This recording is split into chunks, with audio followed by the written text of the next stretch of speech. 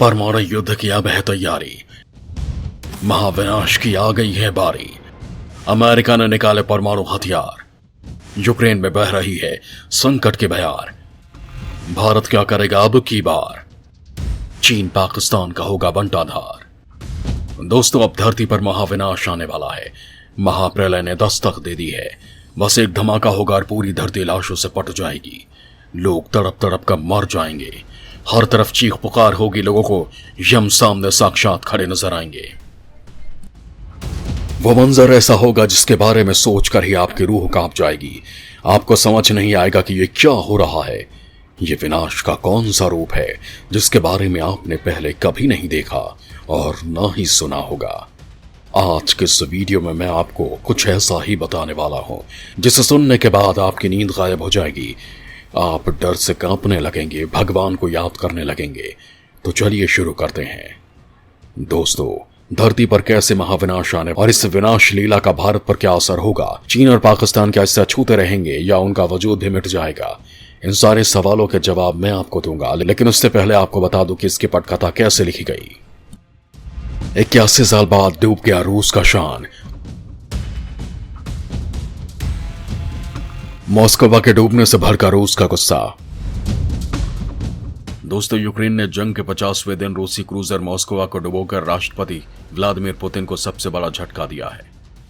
Moscow cruiser काला सागर बेड़े का फ्लैगशिप युद्धपोत था जो अब तबाह हो चुका है। रूस का दावा है कि इस युद्धपोत के हथियारों के गोदाम में आग लग गई थी, जिसके कारण हुए विस्फोट के कारण युद्धपोत को काफी नुकसान पहुंचा था। जब रूसी नौसेना मरम्मत के लिए इस युद्धपोत को बंदरगाह पर लाने की कोशिश कर रही थी, इसी दौरान ये काला सागर के पानी में समा गया। वहीं यूक्रेन का दावा है कि उसने नेपच्यून क्रूज मिसाइल और तुर्की के बैरकतार TB2 ड्रोन की मदद से रूसी क्रूजर मॉस्को पर हमला किया था, जिससे रूस का युद्धपोत बर्बाद हो गया। यूक्रेनी कमांडर्स ने बताया कि वो पिछले कई दिनों से काला सागर में रूसी नौसेना के क्रूजर मॉस्को पर नजर बनाए हुए थे।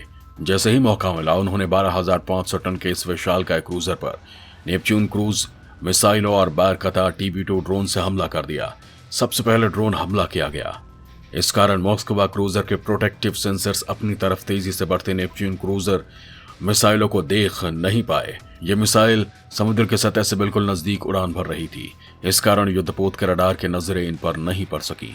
दो नेपच्यून मिसाइलों के टकराते ही 611 फीट लंबे मॉस्को पर भयानक विस्फोट के बाद आग लग गई। मॉस्को क्रूजर जैसे ही आग के लपटों में घिरा, इसके 510 चालक दल के सदस्य लाइफ बोट पर चढ़कर अपनी जान बचाकर निकल गए।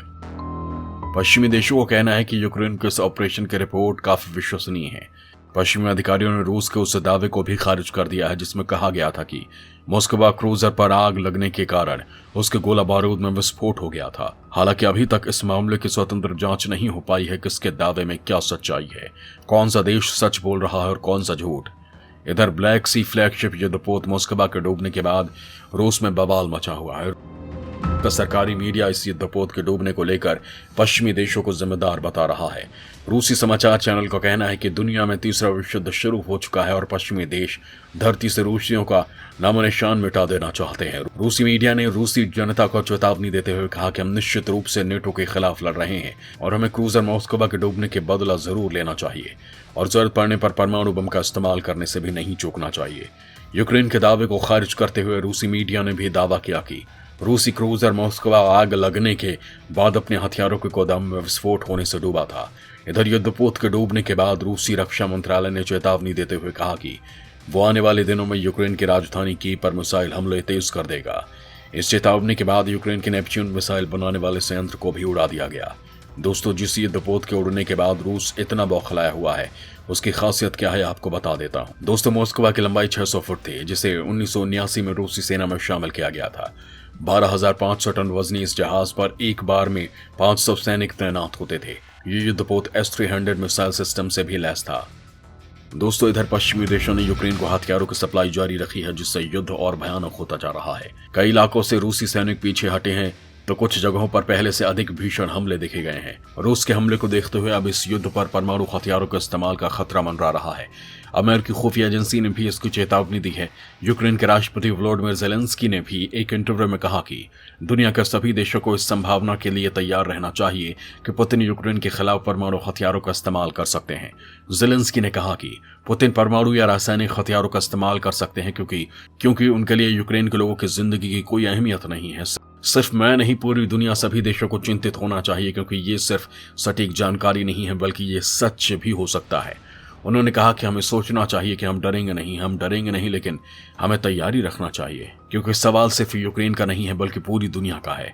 ज़ेलेंस्की ने कहा कि 50 से अधिक दिन की लड़ाई के बाद भी यूक्रेन की राजधानी कीव हमारे नियंत्रण में है। कड़े प्रतिरोध के चलते कई प्रमुख यूक्रेनी शहर अभी भी रूस के कब्जे से बाहर हैं, जिससे रूसी राष्ट्रपति में गुस्सा है और अपने को कमजोर पड़ता देख वो कुछ भी कर सकते हैं, यहाँ तक कि परमाणु हमला भी कर सकते हैं। अमेरिकी अधिकारियों ने भी चेतावनी दी है कि अगर पुतिन इस युद्ध में कमजोर पड़ते हैं तो वो यूक्रेन में परमाणु हथियारों का इस्तेमाल कर सकते हैं। दोस्तों, अब आप समझ गए होंगे कि आखिर परमाणु युद्ध होने के बाद मैं क्यों कह रहा था। इधर परमाणु हमले के बाद सामने आने के बाद अमेरिका ने भी तैयारी शुरू कर दी है। रूस करेगा यूक्रेन पर परमाणु हमला, अमेरिका ने भी तैनात किए परमाणु बम। दोस्तों, अमेरिका के रक्षा मंत्रालय ने ब्रिटेन के रॉयल एयरफोर्स के लोकेनहेथ हवाई ठिकाने पर परमाणु बम रखने का फैसला किया है। इससे पहले भी इसी ठिकाने पर अमेरिका ने परमाणु बम तैनात किया था, जिससे F-15E फाइटर जेट के जरिए उनका इस्तेमाल किया जा सके।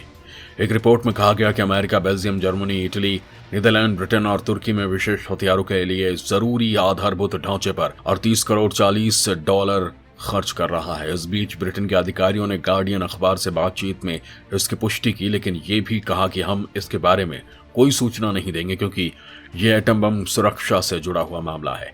बताया जा रहा है कि ब्रिटेन के लोकेनहेथ ठिकाने पर 1990 के दशक में 33 अंडरग्राउंड स्टोरेज तहखाने बने हुए हैं। अमेरिका ने पहले यहाँ पर न्यूक्लियर ग्रेविटी बम छिपा कर रखे थे। 2000 के दशक तक माना जाता था कि इस ठिकाने पर 110 B-61 ग्रेविटी परमाणु बम रखे हैं, लेकिन साल 2008 में हांस क्रिस्टेशन ने खुलासा किया था कि अमेरिका ने अपने सारे परमाणु बम हटा लिए थे। अब 14 साल बाद यूक्रेन युद्ध के बीच रूस से बढ़ते तनाव को देखते हुए अमेरिका एक बार फिर से इस ठिकाने को परमाणु बम से लैस करने जा रहा है। हालांकि अभी तक ये साफ नहीं है कि परमाणु बम इस ठिकाने पर पहुंच गए हैं या नहीं। हालांकि इन परमाणु बमों को गिराने के लिए अमेरिका ने कई अत्याधुनिक फाइटर जेट यहां तैनात कर रखे हैं। दोस्तों, परमाणु हमले को लेकर दुनिया भर के देश चिंतित हैं। भारत भी इससे अछूता नहीं है। उसे भी चिंता है, अगर तीसरा विश्व युद्ध शुरू हो गया तो क्या उसके लिए विकट स्थिति होगी। दोस्तों, इतिहास गवाह है कि परमाणु युद्ध जब भी हुए हैं तबाही आई है। जापान का हिरोशिमा नागासाकी उसका एक जीता जागता उदाहरण है, जहां आज भी इसके निशान दिखाई देते हैं। अमेरिका की गलती की सजा आज भी जापान भुगत रहा है। आज भले ही अमेरिका रूस को नरसंहारक बता रहा है, लेकिन अगर दुनिया में कोई असल नरसंहारक है तो वह अमेरिका है, जिसने न जाने कितने लोगों को अब युद्ध की बेदी पर अब तक चढ़ा दिया है। दोस्तों, जहां तक भारत की बात है तो वो हमेशा युद्ध की विभीषिका से बचना चाहता है, क्योंकि वो जानता है कि इसका अंजाम क्या होता है। शायद इसलिए वो चीन के बार बार उकसाने पर भी युद्ध का आगाज नहीं करता। पाकिस्तान को लेकर भी भारत का कमोवेश यही नीति रही है। वो जब चाहे पाकिस्तान को मसल सकता है, लेकिन उसने कभी ऐसा करने की कोशिश नहीं की। जहां तक परमाणु हमले की बात है तो भारत भी एक परमाणु शक्ति संपन्न देश है, लेकिन उसने पहले ही कह रखा है कि वो कभी भी किसी देश पर परमाणु हमला पहले नहीं करेगा। भारत की इस विश्वसनीयता को देखते हुए दुनिया के देश उस पर भरोसा करते हैं और उसे मान सम्मान देते हैं।